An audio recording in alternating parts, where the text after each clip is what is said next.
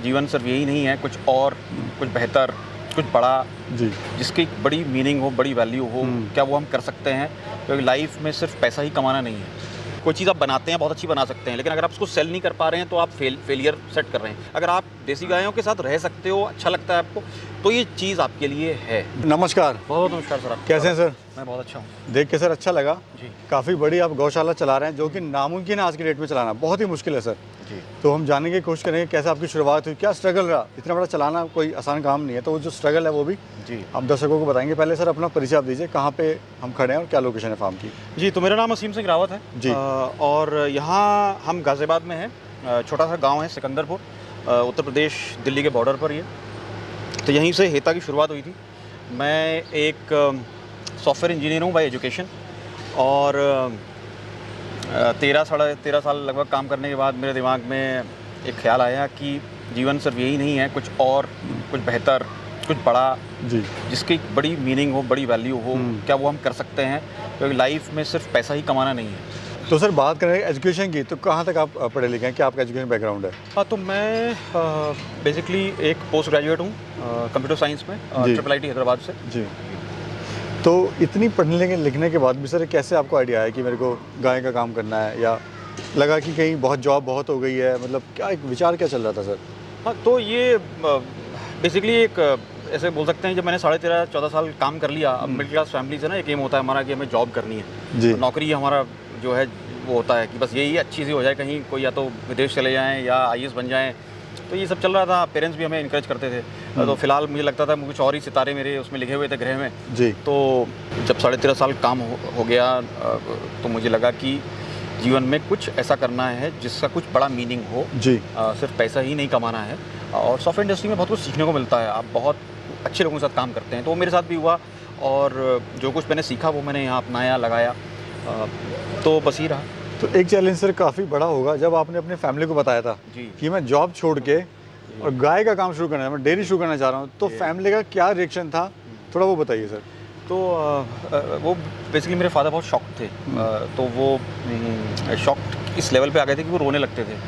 तो वो आपको थोड़ा सा बुरा लगता है कि भैया आपने जीवन में कुछ किया और आपके फादर ही जो हैं अब उस चीज़ को डाइजेस्ट नहीं कर पा रहे हैं। तो उनको समझाने में मुझे बहुत समय लगा कि देसी गायों से हम बहुत कुछ कर सकते हैं। अब क्योंकि एक नोवेल आइडिया था, उस समय कोई ऐसी देसी गायों की संस्था, डेयरी नहीं थी जो बिना दान के चल रही हो, और बिना दान के चलते चलते वो कमा भी रही हो और अपना जीवनोपार्जन गायों का भी और जितने लोग काम करते हैं उनका भी कर रही हो। तो जब आपके सामने कोई मॉडल नहीं होता, रोल मॉडल नहीं होता, तो आपको लगता है ये होगा भी कैसे नहीं होगा, ये तो आपको लग रहा है सेटअप और फेलियर हो गए। जी। तो वो चीज़ जो है हमारे साथ होने लगी जो है। तो यानी जो फैमिली का जो मतलब एक बिल्कुल अपोजिट थे, अगेंस्ट थे बिल्कुल। अब बिल्कुल ये बेटा क्या कर रहा है, कहाँ लंदन और कनाडा वगैरह में जॉब कर रहा है, और कहाँ ही गांव में आके वापस। थोड़ा गांव का जो रिएक्शन था सर वो भी थोड़ा सा मतलब आपके अगेंस्ट ही था। फैमिली तो थी, शायद गांव वाले भी अगेंस्ट में थे। देखिए वही होता है जो समाज, देखिए जो समाज है वो आपको सलाम तब करता है जब आप सक्सेसफुल होते हैं। जब आप स्ट्रगल कर रहे होते हैं तब आपको सस्पिशन से देखा जाता है। तो उनको किसी को दोष नहीं देना है, उनको बस यही है कि ठीक है, part and parcel of life. जी। तो कितनी गाय से शुरुआत करी सर आपने?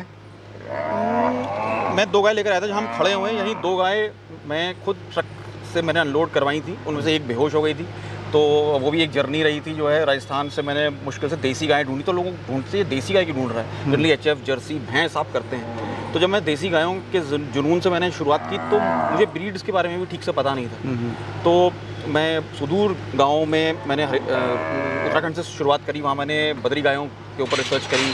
फिर मैंने उत्तराखंड में से जब मैं नीचे गया तो राजस्थान पहुंचा। राजस्थान को कि वहाँ पे देसी गायें काफ़ी होती थी, तो धीरे धीरे समझ में आने लगे कि थारपारकर क्या होती है, राठी क्या होती है, गिर क्या होती है, कांकरेज क्या होती है, नारी क्या होती है। तो ये सारी जो ब्रीड्स हैं काउस की मुझे राजस्थान में दिखी। फिर मैं गुजरात गया, वहाँ मुझे 1-2 बहुत जानकार और अच्छे लोग मिले, प्रदीप सिंह रावल जी जैसे, जिनसे मैंने बहुत कुछ सीखा कि जो है देसी गायों में भी ऐसी बहुत सी चीज़ें हैं आप कर सकते हैं, बशर्ते आप ऑनेस्टली करें, डेडिकेशन से करें। दिक्कत थी मुझे, जो लगता था गैप डलता था डेडिकेशन का। आप मन से कर रहे हो कि नहीं कर रहे हो। जी। सर डेयरियाँ बहुत खुलती हैं, 90% डेयरियाँ बंद हो जाती हैं। रीज़न मार्केटिंग और सही रेट ना मिलना दूध का, प्रोडक्ट का। तो मार्केटिंग बहुत ही बड़ा चैलेंज है सर। आपने कैसे इसको समझा, कैसे लोगों तक पहुँचे आप, वो बहुत ही ज़्यादा एक चैलेंजिंग टास्क है सर। हाँ बिल्कुल, मतलब बहुत अच्छा सही आपने कहा। देखिए कोई चीज़ आप बनाते हैं बहुत अच्छी बना सकते हैं, लेकिन अगर आप उसको सेल नहीं कर पा रहे हैं तो आप फेलियर सेट कर रहे हैं। लेकिन ये कहीं ना कहीं टाइड अप आपके एथिक्स से है। देखिए ग्राहक आते हैं, वर्ड टू माउथ फैलता है, तो लेकिन जब वो आते हो देखते हैं आप जो कह रहे थे वो आप कर नहीं रहे हो, तो वहीं आप फेल हो जाते हो। और ऐसे ही जो मैं देखता था लोग बंद हो रहे हैं, वो ये थे कि आप कहीं बैठे हो दूर अपने कंफर्ट जोन में और चला कोई और रहा है आपके लिए, ठीक है। तो ऐसे ये देसी गायों की संस्था तो नहीं चल सकती जी, कुछ और चलता हो तो कह नहीं सकता, ठीक है। तो या तो आप बहुत ही अच्छे मैनेजर हैं, तो वो ना मतलब बहुत लक की बात है जी। तो ये वो चीज़ है जिसमें आपके शूज़ में गोबर लगेगा, गौमूत्र रहेगा, आप गायों के साथ अच्छा फील करते हो कि नहीं करते हो, क्रक्स वो है। अगर आप देसी गायों के साथ रह सकते हो, अच्छा लगता है आपको, तो ये चीज़ आपके लिए है जी। सर 2 लाइफ आपने देखी है, नहीं 2 लाइफ के पार्ट हुए, एक इंजीनियरिंग लाइफ और एक गौपालक लाइफ। जी जी जी। तो अभी कितना सेटिस्फाई आप अपने आप को महसूस करते हो, कितना आप सेटिस्फाई हो अपनी लाइफ से? तो सेटिस्फैक्शन का अगर मैं पैसा भी ज़रूरी है लाइफ में। जी बिल्कुल बिल्कुल। तो वो कहते हैं ना, एक बुक पढ़ रहा था मैं रॉबिन शर्मा की, जो है the wealth money can not by. तो उसमें मनी आता है लेकिन वो टॉप पर नहीं आता है। तो आपको ज़रूरत होती है, गाय के चारे के लिए भी आपको चाहिए, ठीक है, लोगों की सैलरी देने के लिए भी आपको चाहिए, ठीक है। तो गाय इतना देती है, ऐसा मुझे लगता है। तो सेटिस्फैक्शन का लेवल में मैं मानूंगा कि मुझे लगता था ये मुझे पहले करना चाहिए था, क्योंकि मुझे जो आनंद, जो सेटिस्फैक्शन, जो पॉजिटिवनेस गायों के साथ मिलती है, वो मनुष्यों के साथ नहीं मिलती अक्सर, ठीक है। ये कंप्लेंट नहीं करती हैं, और अगर प्यासी भी खड़ी है तो खड़ी रहेगी, ठीक है, आपको निरंतर दे रही है, ये आपको नहीं दिख रहा वो बात अलग है, ठीक है। तो ये वो जीव है। तो विदाउट डाउट ये मतलब जर्नी पहले हो जाती है, ऐसा मैं सोचता हूँ, लेकिन वो कुछ होता है फाइनली ये जर्नी अच्छी है जी, ऑफ कोर्स उससे अच्छी है, ऑफ कोर्स। अभी टोटल कितना पशुधन है सर आपके पास में? देखिए गौधन टोटल मिला के अगर सभी बूढ़ी गाय बछड़े सब मिलाते हैं तो लगभग 1000 से ऊपर ही टच हो रहा है इस समय जी, जिसमें हमारे पास 3 ब्रीड्स हैं, गिर, साहिवाल, थार पारकर और हिमालयन बद्री। और मिल्किंग काउ कितनी है सर? मिल्किंग काउज वेरी करती रहती हैं, लगभग 100 से 150 के बीच में जी। और जो डेली प्रोडक्शन की बात करें दूध का, कितना प्रोडक्शन आप आ रहा है अभी? लगभग 600 लीटर, 600-700 लीटर पहुंच पाता है, आ जाता है। और जो डिलीवरी आप करा रहे हैं दूध की, वो किस किस एरिया में आप करा रहे हैं बेसिकली? हम लोग पूरे दिल्ली एनसीआर को कवर करते हैं, जो फ्रेश प्रोडक्ट्स हैं। और वैसे जो प्रोडक्ट्स हैं जिनकी शेल्फ लाइफ ज़्यादा है, वो हम पूरे ऑल ओवर इंडिया और बाहर भी कुछ कंट्रीज़ में जहाँ जहाँ अलाउड है प्रोडक्ट्स जाना, तो वहाँ वो जाते हैं। और कितने प्रोडक्ट होंगे सर टोटल? 120 से ज़्यादा प्रोडक्ट संस्था बनाती है, जो डायरेक्टली या कहीं लिंक्ड विद काउज होते हैं। अभी सर मैंने देखा है कि आपके यहाँ पे जो चीज़ आ जाती है वो इस फार्म से वापस बाहर नहीं जाती है जी। तो ये क्या कॉन्सेप्ट है? तो ये कॉन्सेप्ट बहुत सिंपल था। जब हमने संस्था शुरू करी थी तो ये हमारी जो है, जैसे कहते हैं ना कि आपने कुछ मंत्र बनाए कि इनको कभी क्रॉस नहीं करना है, रेड लाइन है ये। रेड लाइन क्या है कि आप कोई भी गाय लाते हैं उसको अंत से अंत तक पालेंगे, उसको आप बेचेंगे नहीं कि अच्छा अब आपने 4 बार 5 बार आपने बच्चे ले लिए, फिर दूध हो गया, अब आप कितना चलिए अब ये थोड़ी बूढ़ी होने लगी है तो इसको हम जरा किसी को सेल कर देते हैं। तो ये सारे काम नहीं करने हैं। बछड़े अगर जाते हैं तो ब्रीडिंग के लिए जाते हैं, ब्रीडिंग पुल्स के लिए जाते हैं, लेकिन कोई भी सड़क पर या किसी और गौशाला में या कहीं हम संस्था को नहीं छोड़ते हैं। तो हमारे पास 250 से ऊपर बछड़े हैं और वो संस्था का भाग हैं, और उनके साथ ज़्यादा मज़ा आता है, आनंद आता है, ठीक है। वो भी जो कुछ दे सकते हैं देते हैं, और जो हम इस समय समझ पा रहे हैं उनसे, वो हेल्प हम उनसे लेते हैं जी। अभी सर लोकली प्रोडक्ट क्या है? जैसे दूध हो गया, इसके साथ में क्या क्या कितना प्राइस है वो? देखिए मिल्क हम बेसिकली 150 रुपये लीटर, 150 रुपये लीटर, हाँ देसी गाय का दूध घर पहुँच के मिलता है वो, ठीक है। और घी हो गया, ठीक है, वो 4000 रुपये लीटर के आसपास। और आपका मक्खन है इसी तरीके से, फिर लड्डू बना देते हैं, खोया हो गया, कोई मिठाई हो गई, तो ये तो मिल्क के प्रोडक्ट्स हो गए। फिर हम लोग सर्टिफाइड ऑर्गेनिक फार्मर्स भी हैं, तो गाय के गौमूत्र गोबर से हम सर्टिफाइड ऑर्गेनिक खेती करते हैं। तो उसमें हम वीट हो गया, हमारा राइस हो गया, आपका मिलेट्स में बाजरा ज्वार हो गई, ठीक है, सरसों हो गया, उसका तेल हो गया, तो ये सब चीज़ें हम उगाते हैं इनसे, और उनको भी हम बेचते हैं, ठीक है। तो ये बेसिकली चीज़ें, दवाइयाँ बनाते हैं जी, मान के। तो यहाँ पे कितना एरिया सर फार्म का? ये लगभग 15-16 जो है बेसिकली बीघा है। 15-16 बीघा। तो खुद की लैंड है या पुश्तैनी लैंड या लीज पर आपने ली हुई है? तो ये मेरे 5वीं पीढ़ी के दादा के टाइम से चली आ रही है, जिनका नाम हेता है। तो संस्था भी उन्हीं के नाम पे रखी गई है, एक श्रद्धांजलि के रूप में, कि ये ज़मीन जो आज कीमत रखती है इतना, और जिसके ऊपर 1000 से भी ऊपर गौवंश है और 100 से ऊपर लोग अपनी जीविकापार्जन कर रहे हैं, तो उनको एक श्रद्धांजलि दी है संस्था ने। उनके नाम पर ही ये जो है संस्था चल रही है, और ये उन्हीं की ज़मीन है। प्रॉफिट क्या ले लेते हैं सर ऑल ओवर अगर बात करें तो? तो प्रॉफिट तो जैसे मैं आपसे कहा कि संस्था का मिशन बहुत सिंपल है कि जो भी हम कमाएंगे, डेल्टा जो भी हम कमाएंगे, मतलब जितना लगाया जितना आया, डेल्टा जो भी हुआ वो सारा दोबारा गायों में लगेगा। कैसे? आप ज़्यादा गायों को सपोर्ट करेंगे, आप अपनी जो सैलरीज़ हैं उनको एट पार या बेहतर जो करंट टाइम चल रहा है, नहीं तो कॉम्पिटिटिव आप नहीं रहेंगे तो फिर आपके पास लोग काम नहीं करेंगे। तो इंफ्रास्ट्रक्चर इंप्रूवमेंट करने के लिए तो ये चीज़ें मैं सब जो कमाया और वो उसी में लगा दिया। करेक्ट लगा था। पर हम कभी नेगेटिव नहीं हुए, गायों की ऐसी कृपा रही 9 साल से।